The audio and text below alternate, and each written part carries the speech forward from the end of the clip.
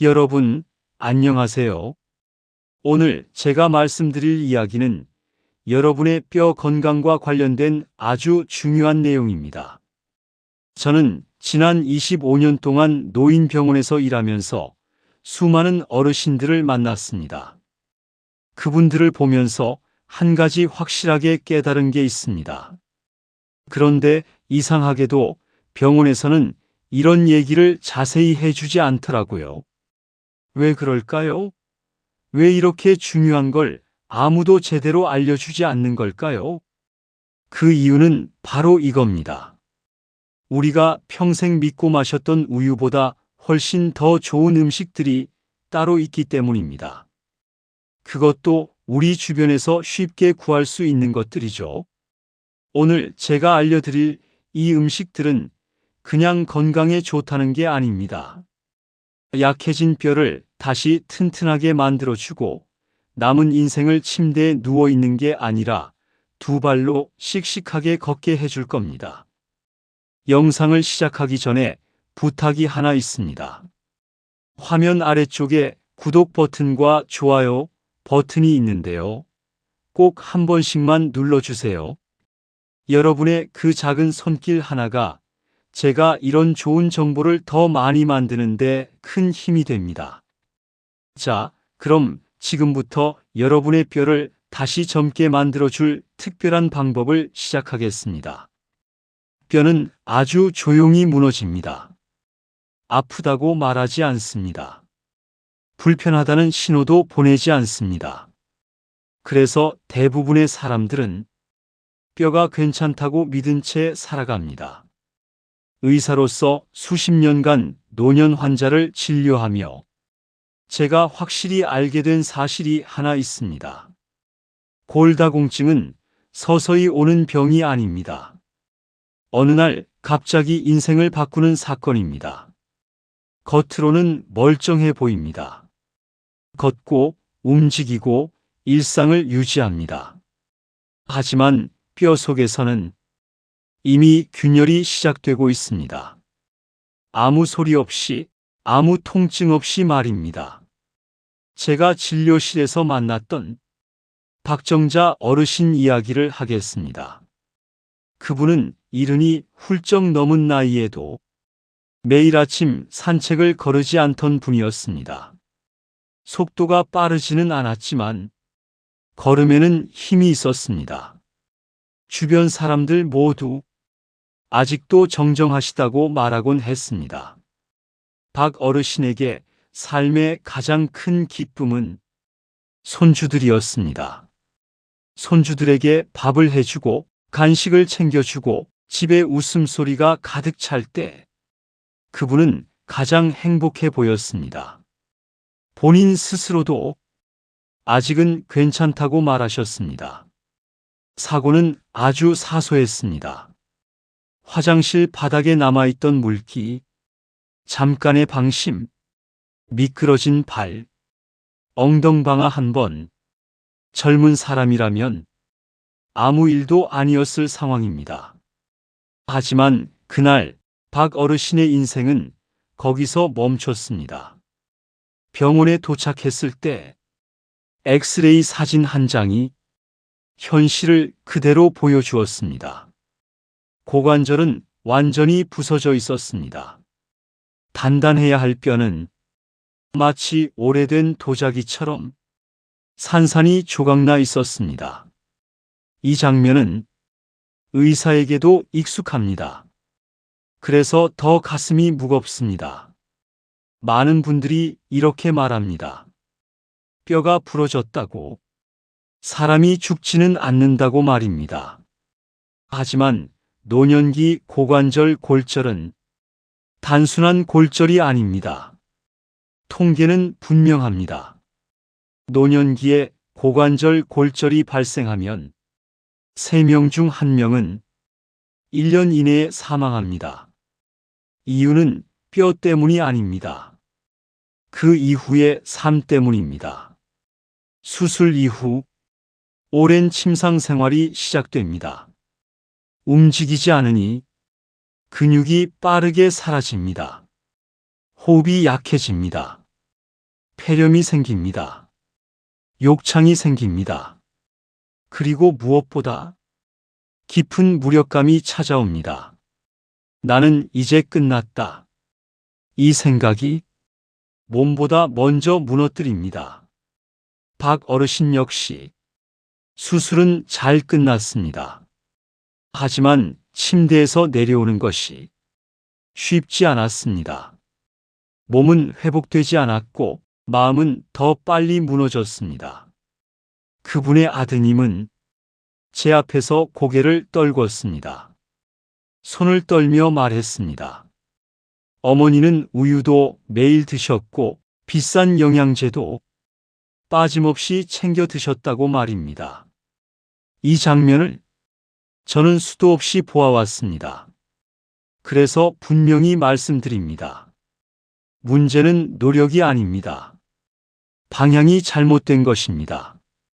우유 한 잔에 들어있는 칼슘은 약 200mg입니다.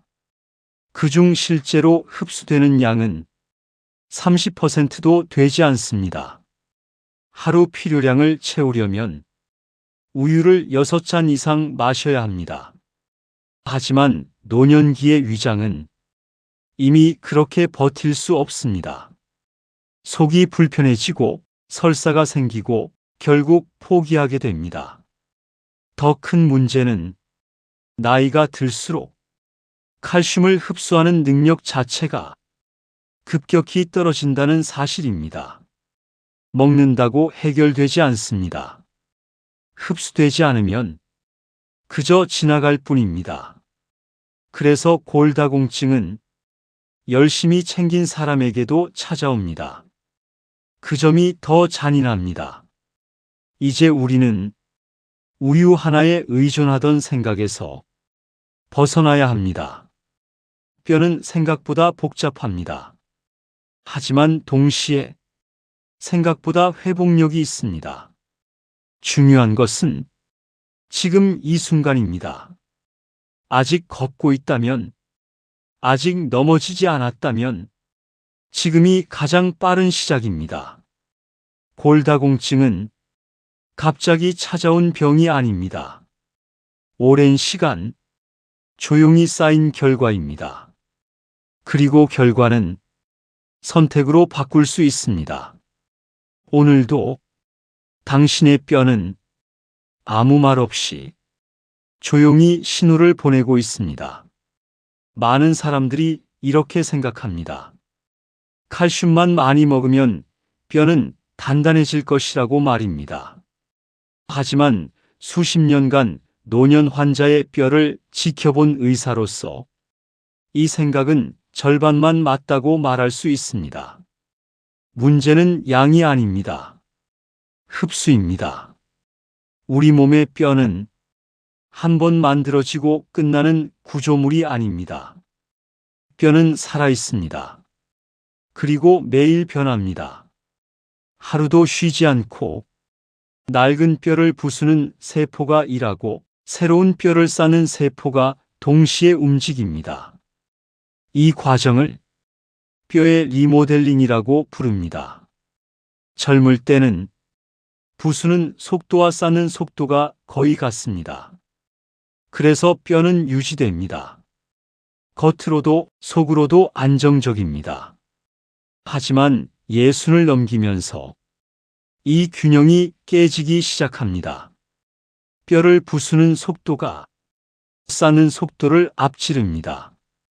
이 변화는 아주 조용하게 시작됩니다. 통증은 없습니다. 불편함도 없습니다. 그래서 대부분의 사람들은 이 변화를 전혀 알아차리지 못합니다. 이 시기의 뼈는 겉으로 보면 멀쩡합니다. 하지만 안을 들여다보면 상황은 완전히 다릅니다. 속이 점점 비어갑니다. 단단한 구조는 사라지고 벌집처럼 구멍이 늘어납니다. 이 상태에서 칼슘을 먹기 시작합니다. 하지만 결과는 기대와 다릅니다. 왜일까요? 첫 번째 이유는 위산입니다. 칼슘은 산성 환경에서 녹아야 장으로 흡수될 수 있습니다. 하지만 나이가 들수록 위산 분비는 급격히 줄어듭니다. 위산이 부족하면 칼슘은 녹지 않습니다. 아무리 비싼 칼슘제를 먹어도 돌가루처럼 남습니다. 그리고 그대로 소변으로 빠져나갑니다. 먹고 있지만 몸에는 남지 않는 상태입니다. 두 번째 이유는 비타민 D입니다. 비타민 D는 칼슘을 뼈까지 데려가는 운반자 역할을 합니다. 이 운반자가 없으면 칼슘은 목적지를 찾지 못합니다. 문제는 노년기에 접어들면 피부에서 비타민 D를 만드는 능력이 절반 이하로 떨어진다는 점입니다. 햇빛을 쬐어도 젊을 때만큼 만들어지지 않습니다. 그래서 노년기에는 칼슘을 먹어도 뼈까지 도달하지 못하는 상황이 반복됩니다. 세 번째 이유는 호르몬 변화입니다.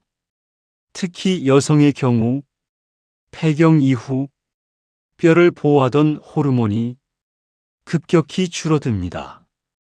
이 호르몬은 뼈가 과도하게 부서지는 것을 막아주는 브레이크 역할을 합니다. 하지만 폐경 이후 이 브레이크가 약해집니다.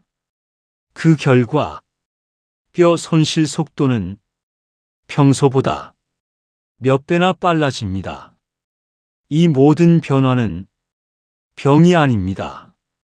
노화 과정입니다. 그래서 더 위험합니다. 병원에서는 골밀도 수치를 기준으로 약을 처방합니다. 이 약은 뼈를 새로 만드는 약이 아닙니다. 부서지는 속도를 억지로 늦추는 역할을 합니다.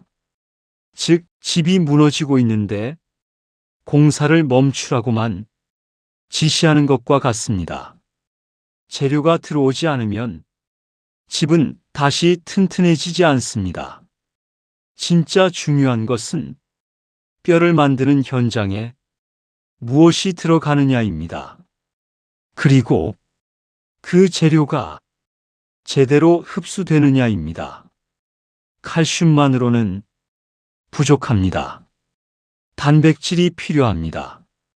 마그네슘이 필요합니다. 비타민 D가 필요합니다.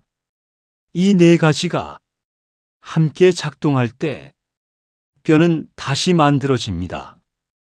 골다공증은 나이가 들어서 생긴 병이 아닙니다. 오랫동안 흡수되지 않은 선택들이 쌓여 만들어진 결과입니다. 다행인 점은 하나입니다. 뼈는 환경이 바뀌면 다시 반응합니다. 조건만 맞으면 나이에 상관없이 회복을 시작합니다. 이제부터 중요한 것은 무엇을 피하느냐입니다. 뼈를 갉아먹는 일상의 범인들부터 정확히 알아야 합니다. 뼈가 약해지는 이유를 나이 탓으로만 돌리는 경우가 많습니다. 하지만 진료실에서 확인한 현실은 다릅니다. 뼈는 나이보다 습관에 더 크게 반응합니다. 그리고 그 습관은 대부분 매일 반복됩니다. 그래서 더 위험합니다. 첫 번째 범인은 짠 음식입니다. 한국인의 식탁은 염분에 매우 익숙합니다. 김치, 찌개, 국, 젓갈. 이 모든 음식은 맛있지만 뼈에는 불리합니다. 나트륨은 몸에서 배출될 때 칼슘을 반드시 붙잡고 나갑니다. 나트륨이 많이 빠져나갈수록 칼슘 손실도 커집니다. 국물을 한 숟갈 더 뜨는 습관은 사소해 보이지만 매일 반복되면 뼈 기둥을 조금씩 깎아냅니다. 이 과정은 눈에 보이지 않습니다. 그래서 더 무섭습니다. 두 번째 범인은 카페인입니다. 커피는 몸을 깨우지만 뼈를 깨웁니다. 좋은 의미가 아닙니다. 하루 2잔 이상의 커피는 칼슘 흡수를 방해합니다. 장으로 들어가는 길목을 막고 이미 흡수된 칼슘도 다시 씻어냅니다. 특히 아침 공복 커피는 가장 위험합니다. 위산이 부족한 상태에서 카페인이 들어오면 칼슘은 흡수될 기회를 얻지 못합니다. 커피를 마실 때마다 뼈로 가야 할 칼슘이 화장실로 향한다고 생각해도 틀리지 않습니다. 세 번째 범인은 단백질 부족입니다. 많은 어르신들이 고기를 꺼립니다. 신장이 걱정된다는 이유입니다. 그래서 채소 위주로만 드십니다. 하지만 뼈의 약 30%는 단백질입니다. 콜라겐입니다. 이 구조물이 없으면 칼슘은 붙어 있을 자리를 잃습니다. 그래서 뼈가 스펀지처럼 변합니다. 잘 부서지는 이유입니다. 제가 진료했던 82세 박영우 어르신이 떠오릅니다. 평생 술도 하지 않았고 담배도 피우지 않았습니다. 하지만 평생 짜게 드셨고 하루 3잔의 커피를 습관처럼 마셨습니다.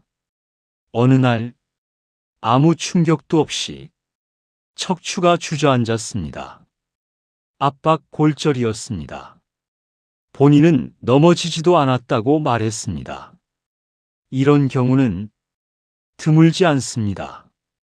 이미 뼈가 버티지 못하는 상태였기 때문입니다. 네 번째 범인은 움직이지 않는 생활입니다. 뼈는 사용하지 않으면 약해집니다. 자극이 없으면 만들어지지 않습니다. 하루 종일 의자에 앉아 있는 생활은 뼈에게 이제 필요 없다는 신호를 보냅니다. 그래서 걷지 않는 노년기의 뼈는 더 빠르게 무너집니다. 마지막 범인은 아무것도 하지 않는 선택입니다. 걱정만 하고 미루는 시간, 약을 먹을까 말까 고민하는 시간, 운동이 맞을지 망설이는 시간, 이 시간 동안에도 뼈의 대사는 멈추지 않습니다. 가만히 있어도 뼈는 계속 변합니다. 중요한 사실이 하나 있습니다. 이 범인들은 모두 제거할 수 있습니다. 국물만 줄여도 됩니다. 커피 한 잔만 줄여도 됩니다. 단백질을 조금만 늘려도 됩니다. 하루 10분만 움직여도 됩니다. 큰 결심이 필요하지 않습니다. 작은 선택이면 충분합니다. 골다공증은 운명이 아닙니다. 습관의 결과입니다. 이제부터는 뼈를 갉아먹는 생활이 아니라 뼈를 다시 채우는 선택이 필요합니다. 뼈를 다시 세우는 이야기는 거창한 약에서 시작되지 않습니다. 현실적인 재료에서 시작됩니다. 많은 분들이 뼈 건강을 위해 우유를 떠올립니다. 오랫동안 그렇게 배워왔기 때문입니다. 하지만 노년기의 몸은 젊을 때와 다릅니다. 우유는 마시기 쉽지만 흡수는 쉽지 않습니다. 위산이 줄어든 상태에서는 칼슘이 충분히 녹지 않습니다. 그래서 남습니다. 그리고 지나갑니다. 이 지점에서 현실적인 선택이 필요합니다. 노년기의 위장에도 맞고 흡수율도 높은 재료, 그 조건을 충족하는 식품이 바로 멸치입니다. 멸치 100g에는 약 1000mg 이상의 칼슘이 들어 있습니다. 수치만 놓고 보면 우유의 10배에 가깝습니다. 하지만 중요한 것은 그 다음입니다. 멸치를 그대로 먹으면 이 장점을 살리기 어렵습니다. 질기고 짜고 소화가 부담됩니다. 특히 위장이 약한 어르신에게는 현실적인 선택이 아닙니다. 그래서 형태가 중요합니다. 가루입니다. 멸치를 곱게 갈아 가루로 만들면 완전히 다른 음식이 됩니다. 표면적이 넓어지면서 위에서 훨씬 잘 녹습니다. 칼슘이 장으로 들어갈 준비를 합니다. 이 차이가 흡수를 결정합니다. 멸치 가루의 강점은 칼슘만이 아닙니다. 마그네슘이 함께 들어 있습니다. 이 두 성분은 항상 함께 작동합니다. 칼슘이 벽돌이라면 마그네슘은 그 벽돌을 정렬하고 고정하는 역할을 합니다.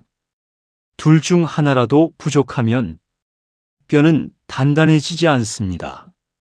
여기에 양질의 단백질이 더해집니다. 뼈의 구조를 잡는 기둥 역할입니다. 단백질이 부족하면 칼슘은 붙어 있을 자리를 잃습니다. 멸치 가루는 이 세 가지를 한 번에 제공합니다. 또 하나 중요한 성분이 있습니다. 오메가3 지방산입니다. 이 성분은 관절의 미세염증을 줄이고 통증을 완화하는 데 도움을 줍니다. 뼈와 관절은 항상 함께 움직입니다. 뼈가 약해지면 관절이 먼저 아픕니다. 멸치 가루는 이 연결고리를 동시에 관리합니다. 섭취 방법은 복잡할 필요가 없습니다. 제가 가장 많이 권하는 방식은 멸치 가루 비빔밥입니다.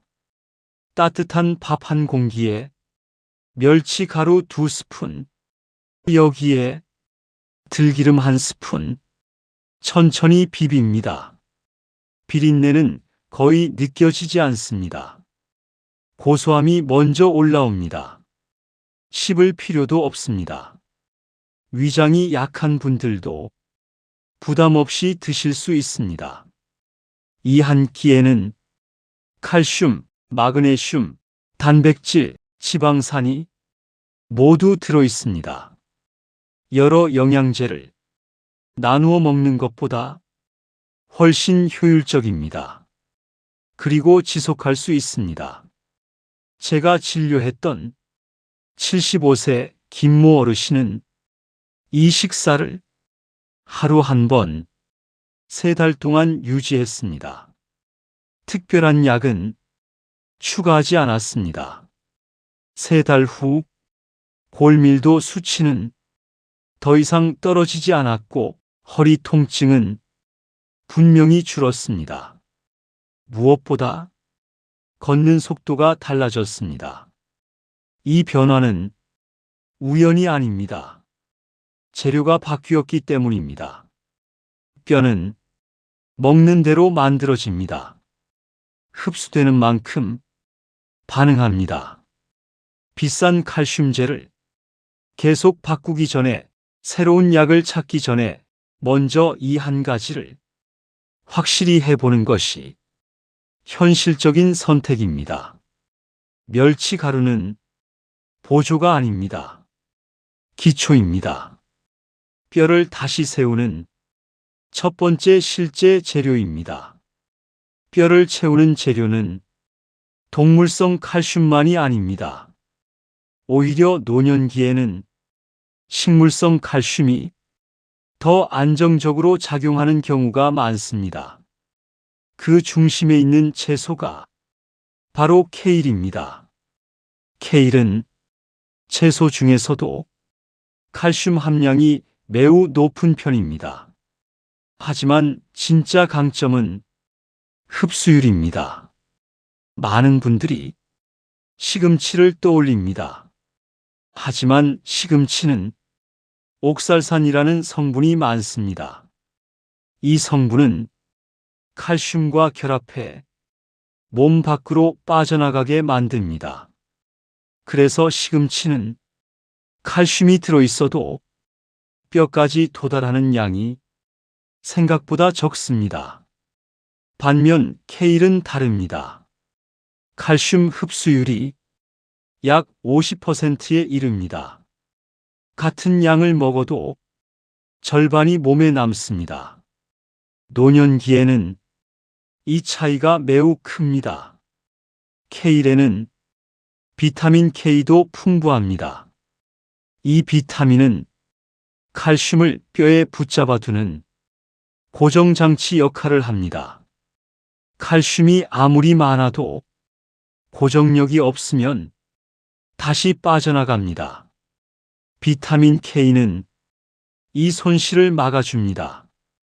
케일을 살짝 데쳐서 드시는 이유가 여기에 있습니다. 날로 먹는 것보다 소화가 쉽고 흡수율도 더 높아집니다.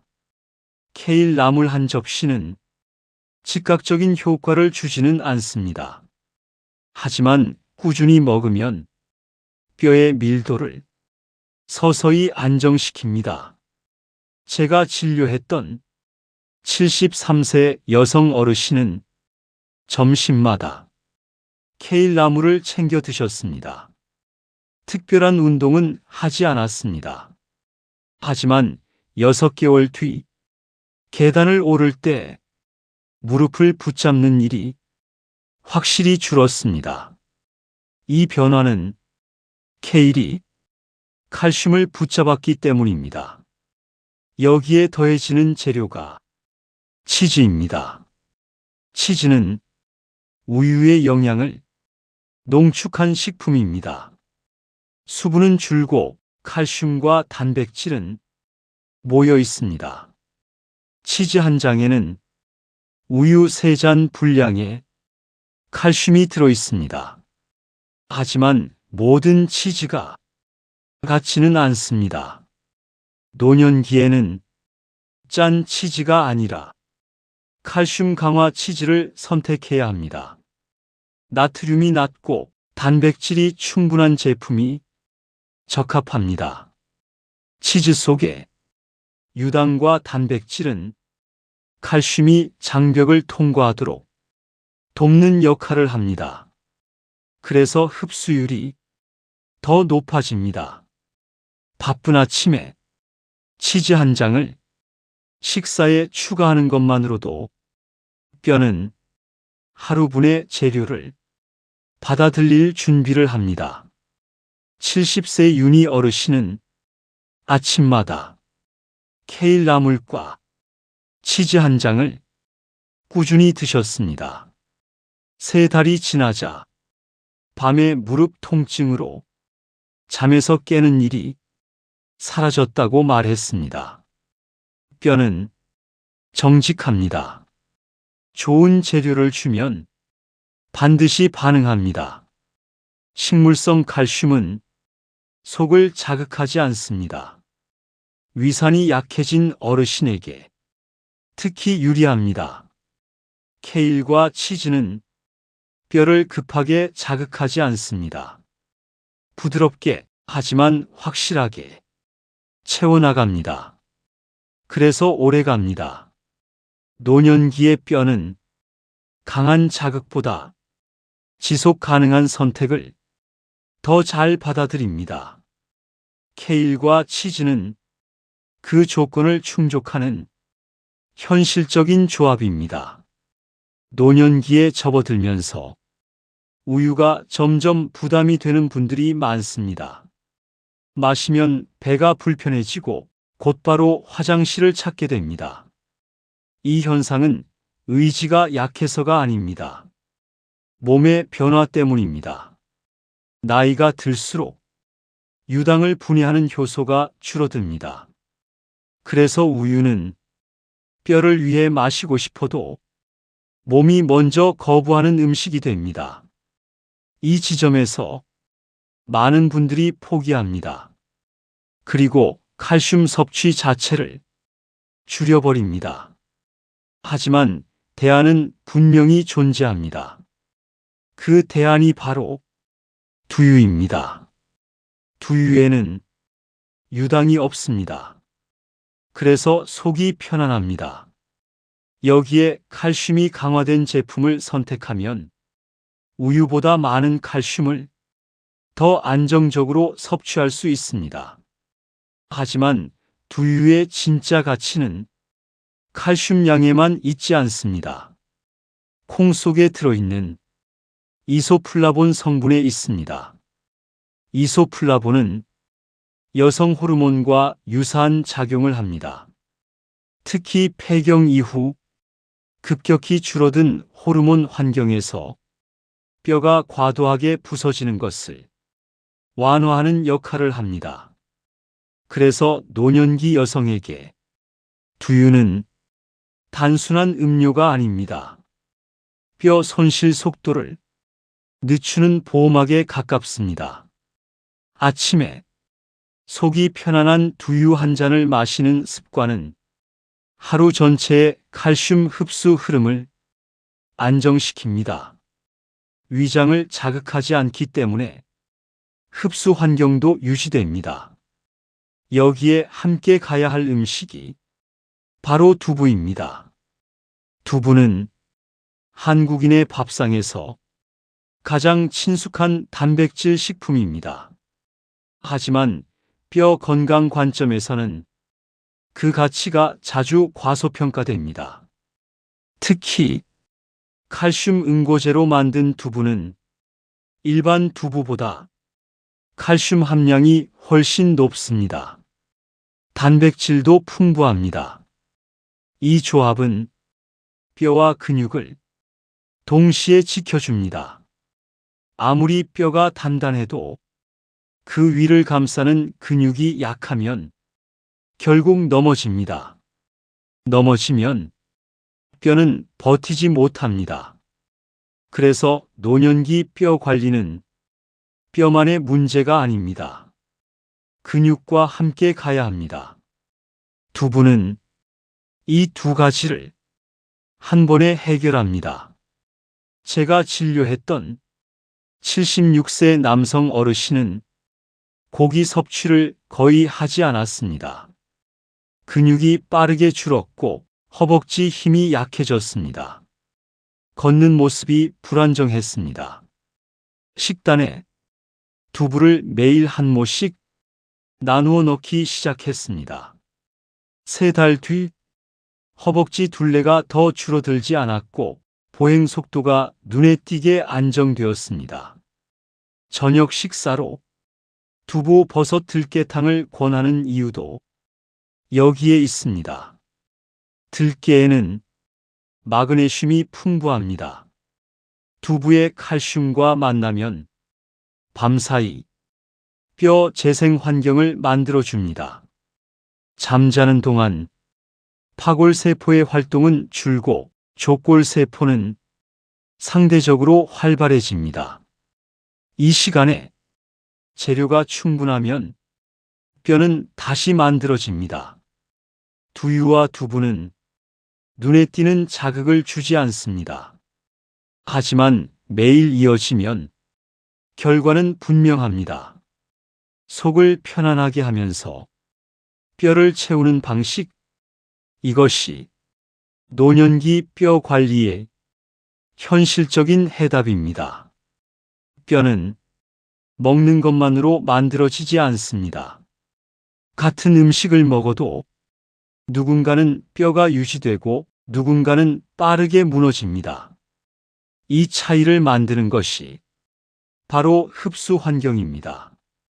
의사로서 환자들을 오래 지켜보며 확실히 알게 된 사실이 있습니다. 뼈 건강의 절반은 식단이고 나머지 절반은 생활입니다. 아무리 좋은 음식을 먹어도 환경이 맞지 않으면 뼈는 반응하지 않습니다. 첫 번째 루틴은 햇빛입니다. 비타민 D는 칼슘을 뼈로 데려가는 운반자 역할을 합니다. 이 운반자가 없으면 칼슘은 장에서 길을 잃고 사라집니다. 노년기에 접어들면 피부에서 비타민 D를 만드는 능력은 젊을 때의 절반 이하로 떨어집니다. 그래서 더 의식적으로 햇빛을 쬐어야 합니다. 오전 10시 전후의 부드러운 햇빛을 15분 정도 받는 것만으로도 뼈 환경은 달라집니다. 길게 할 필요도 없습니다. 꾸준함이 중요합니다. 두 번째 루틴은 위산을 돕는 선택입니다. 칼슘은 산성 환경에서 녹아야 흡수가 시작됩니다. 하지만 노년기에는 위산 분비가 줄어듭니다. 이 상태에서 칼슘을 먹으면 몸은 준비가 되지 않습니다. 그래서 식사에 약간의 신맛을 더하는 것이 도움이 됩니다. 사과 식초 한 스푼, 레몬즙 몇 방울, 이 정도면 충분합니다. 위장을 자극하지 않으면서 칼슘의 첫 관문을 열어줍니다. 세 번째 루틴은 단백질을 끊지 않는 것입니다. 뼈는 칼슘으로만 이루어지지 않습니다. 뼈의 기본 구조는 콜라겐이라는 단백질입니다. 이 기둥이 약하면 칼슘은 쌓일 수 없습니다. 노년기에 단백질 섭취가 줄어드는 이유는 대부분 습관입니다. 고기가 부담스럽고 씹기 어렵고 소화가 걱정되기 때문입니다. 하지만 양은 많을 필요가 없습니다. 아침에 계란 한 알 또는 두부 한 조각, 이 정도면 충분합니다. 중요한 것은 매일 끊기지 않는 것입니다. 네 번째 루틴은 나트륨을 줄이는 방식입니다. 완전히 끊으라는 말이 아닙니다. 현실적으로 불가능합니다. 대신 방법을 바꾸는 것입니다. 국물을 줄이고 건더기를 먼저 먹는 습관, 이 작은 변화만으로도 소변으로 빠져나가는 칼슘 손실은 크게 줄어듭니다. 짜게 먹는 하루와 조금 덜 짜게 먹는 하루의 차이는 당장은 느껴지지 않습니다. 하지만 몇 달이 지나면 뼈는 분명히 반응합니다. 다섯 번째 루틴은 뼈에 신호를 주는 자극입니다.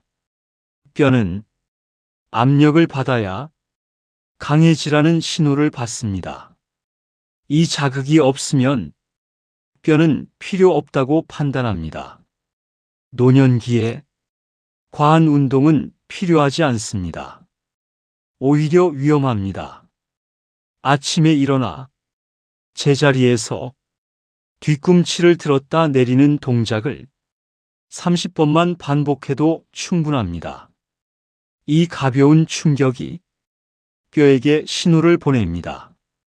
아직 필요하다. 아직 써야 한다.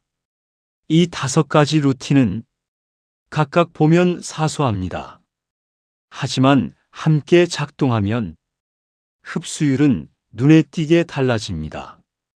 제가 진료했던 79세 여성 어르신은 식단 변화만으로는 큰 차이를 느끼지 못했습니다.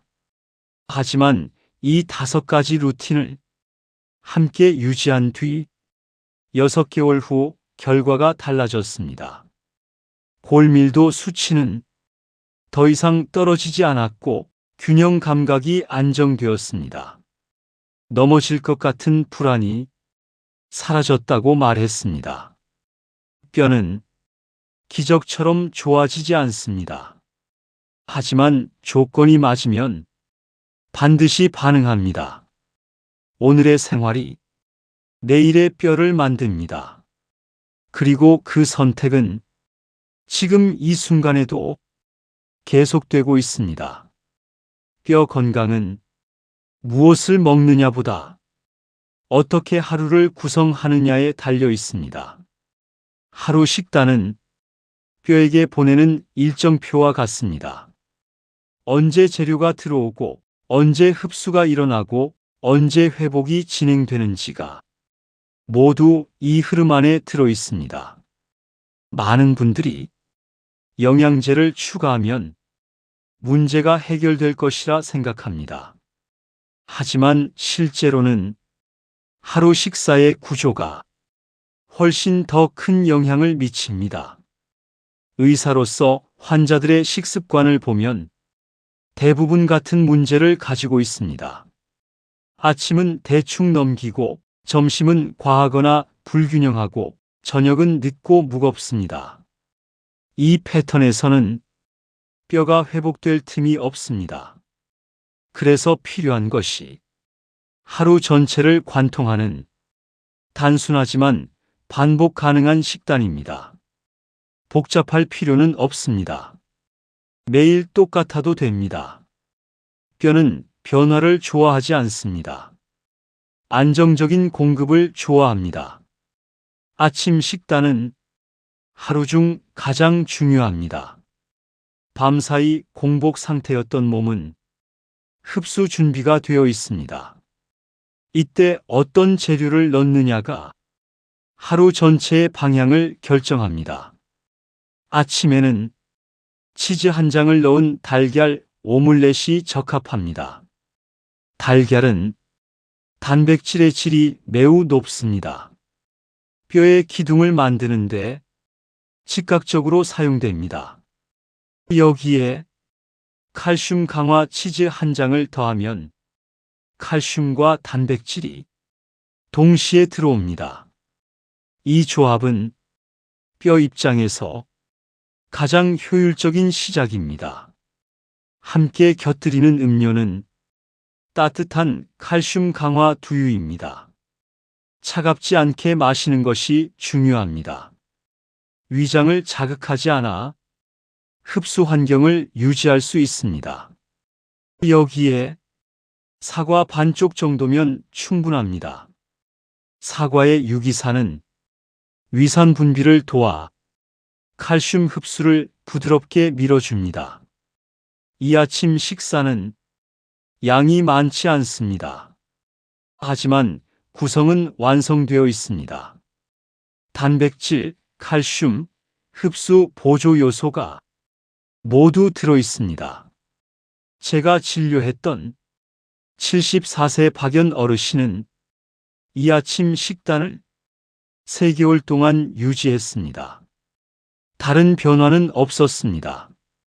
그 결과 골밀도 수치가 더 이상 떨어지지 않았고 일부 수치는 소폭 상승했습니다.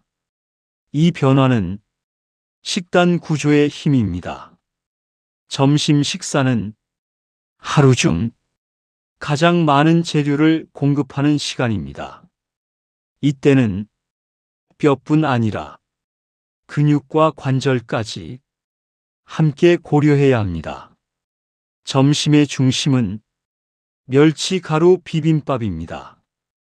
따뜻한 밥에 멸치가루 2스푼, 들기름 1스푼, 이 구성만으로도 칼슘, 마그네슘, 단백질이 충분히 들어옵니다. 여기에 고등어 구이를 더합니다. 고등어는 비타민 D의 중요한 공급원입니다.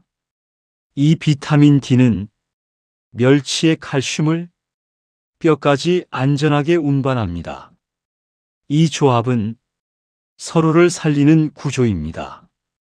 따로 먹을 때보다 함께 먹을 때 효과가 분명합니다. 국으로는 케일 두부 된장국이 적합합니다. 케일의 칼슘과 비타민 K, 두부의 단백질과 칼슘이 함께 들어옵니다. 국물은 적게, 건더기는 충분히 먹는 것이 중요합니다. 80세 정수 어르신은 점심 식단을 이 구조로 바꾼 뒤 계단을 오를 때 무릎 통증이 눈에 띄게 줄었다고 말했습니다. 특별한 운동은 하지 않았습니다. 식단만 바꿨을 뿐입니다. 점심 식사의 목적은 충분한 공급입니다. 이때 들어온 재료는 저녁과 밤 동안 회복에 사용됩니다. 하루 식단은 여기서 끝나지 않습니다. 저녁이 남아 있습니다. 그리고 저녁은 회복의 시작점입니다. 저녁 식단은 가볍지만 비어 있으면 안 됩니다. 소화가 잘 되면서도 재료는 충분해야 합니다. 그래야 밤사이 뼈가 재생될 수 있습니다. 이제 다음 흐름은 자연스럽게 저녁과 수면 중 회복으로 이어집니다. 하루 식단의 마지막은 단순히 배를 채우는 시간이 아닙니다. 저녁은 뼈에게 하루를 정리할 재료를 건네는 시간입니다. 이 시간이 잘 설계되어야 밤사이 진짜 변화가 일어납니다. 많은 분들이 저녁을 가볍게 먹어야 한다는 말만 기억합니다. 그래서 아예 줄이거나 탄수화물만 남기거나 대충 때우는 선택을 합니다. 하지만 노년기의 뼈에게 저녁 결식은 회복 기회를 빼앗는 일입니다. 의사로서 분명히 말할 수 있습니다. 뼈는 밤에 만들어집니다. 우리가 잠든 사이 파골세포의 활동은 줄어들고 족골세포의 활동은 상대적으로 활발해집니다. 이때 재료가 있느냐 없느냐가 다음 날의 뼈 상태를 결정합니다. 그래서 저녁 식사는 소화가 잘 되면서도 뼈 재생에 필요한 요소를 빠짐없이 포함해야 합니다. 이 균형이 중요합니다. 가장 현실적인 저녁 메뉴는 두부, 버섯, 들깨탕입니다. 이 한 그릇에는 노년기 뼈가 필요로 하는 요소가 고르게 들어 있습니다. 두부는 칼슘과 단백질을 동시에 제공합니다. 낮 동안 사용된 재료를 보충하고 밤사이 뼈 구조를 다시 세울 기초를 마련합니다. 버섯은 눈에 띄지 않지만 중요한 역할을 합니다. 햇빛을 직접 받지 못해도 비타민 D를 보완해주는 성분이 들어 있습니다. 이 비타민 D는 밤에도 칼슘이 기를 잃지 않도록 돕습니다. 들깨 가루는 마그네슘의 보고입니다. 마그네슘은 칼슘이 제자리에 머물도록 안정시키는 역할을 합니다. 이 성분이 부족하면 밤에 공급된 칼슘도 다시 빠져나갈 수 있습니다. 이 조합은 속을 자극하지 않습니다. 늦은 시간에도 부담이 적습니다. 그래서 수면의 질을 해치지 않습니다. 수면이 유지되어야 뼈 재생도 유지됩니다. 저녁에 칼슘과 단백질을 함께 섭취하면 밤사이 뼈 손실을 촉진하던 신호는 줄어들고 회복 신호는 강화됩니다. 이 변화는 눈에 보이지 않지만 매일 반복되면 결과는 분명해집니다. 제가 진료했던 82세 남성호 어르신의 경우가 그렇습니다. 이분은 밤마다 다리 저림으로 잠을 설치던 분이었습니다. 검사상 큰 이상은 없었지만 뼈와 근육이 모두 약해진 상태였습니다. 저녁 식사를 두부 중심으로 바꾸고 국물 대신 건더기를 충분히 드시게 했습니다. 한 달이 지나자 다리 저림이 줄었고 3달이 지나자 밤에 깨는 횟수가 눈에 띄게 감소했습니다. 이 변화는 약의 힘이 아니었습니다. 밤사이 회복 환경이 조성되었기 때문입니다.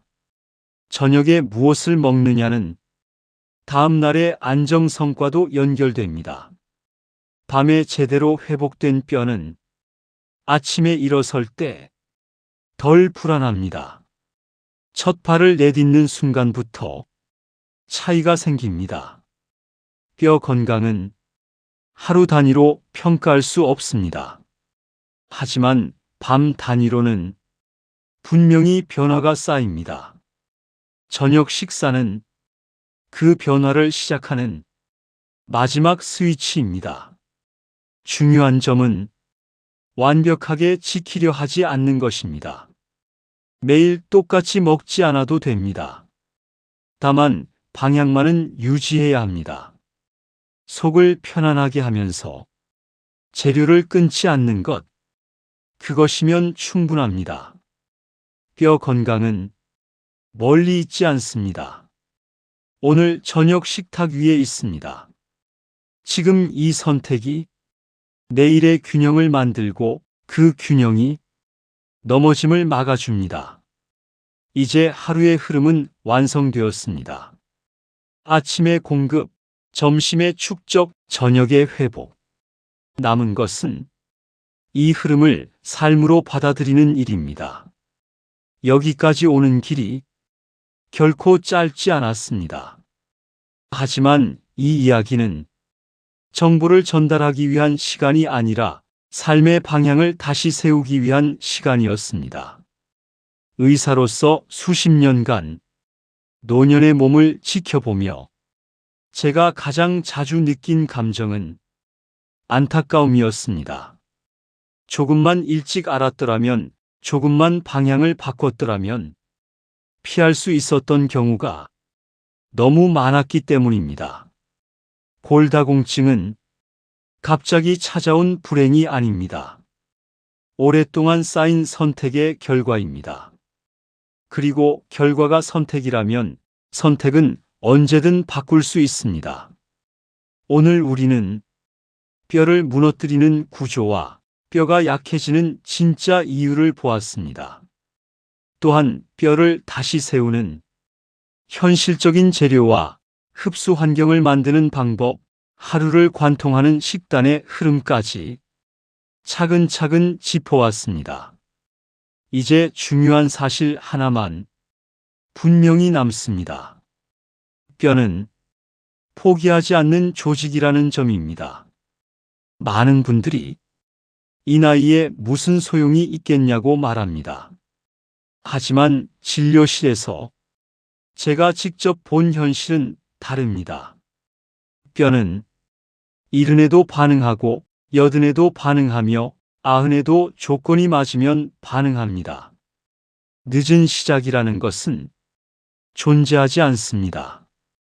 오직 시작하지 않는 선택만 있을 뿐입니다. 뼈 건강은 단순히 오래 사는 문제를 넘습니다. 스스로 일어설 수 있느냐의 문제입니다. 혼자 화장실을 갈 수 있느냐, 계단을 오를 수 있느냐, 사랑하는 사람의 손을 잡고 함께 걸을 수 있느냐의 문제입니다. 이 차이는 존엄의 차이입니다.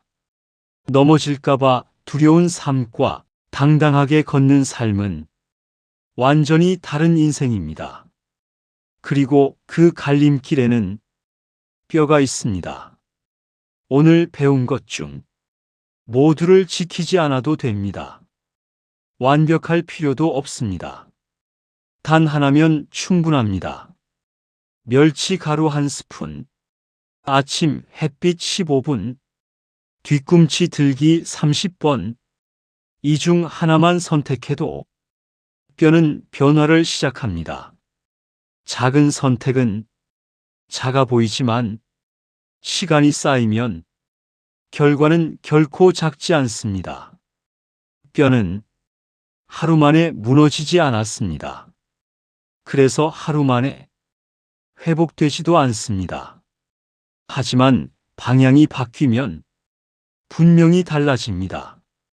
오늘 이 영상을 보고 있는 지금 이 순간이 당신 인생에서 가장 빠른 시작입니다. 내일이 아니라, 다음 달이 아니라 바로 지금입니다. 뼈는 당신의 자존감입니다. 스스로 설 수 있을 때 노년은 위축되지 않습니다. 오히려 더 단단해집니다. 이제 선택은 당신의 몫입니다. 하지만 이 선택은 당신만을 위한 것이 아닙니다. 당신을 지켜보는 가족을 위한 선택이기도 합니다. 당당하게 걷는 부모의 모습은 자녀에게 가장 큰 안심이 됩니다. 휠체어가 아닌 두 발로 걷는 뒷모습은 가장 강한 메시지입니다. 당신은 충분히 다시 강해질 수 있습니다. 지금까지의 세월이 그 증거입니다. 오늘부터 당신의 뼈를 존중하십시오. 당신의 몸을 다시 신뢰하십시오. 그리고 한 걸음씩 당당하게 걸어가십시오. 당신의 삶은 아직도 앞으로 갈 길이 많습니다. 그 길을 두 발로 걸을 수 있도록 지금 이 선택이 당신을 지켜줄 것입니다. 여러분의 뼈는 여러분의 자존심입니다. 스스로 설 수 있을 때 인생의 저녁 시간은 더욱 아름답게 빛납니다. 아래 댓글에 나는 오늘부터 내 뼈를 사랑하겠습니다 라고 한 줄만 적어주세요. 여러분의 다짐이 다른 많은 분들에게 큰 용기가 될 겁니다. 저는 늘 이곳에서 여러분의 건강한 하루를 응원하겠습니다.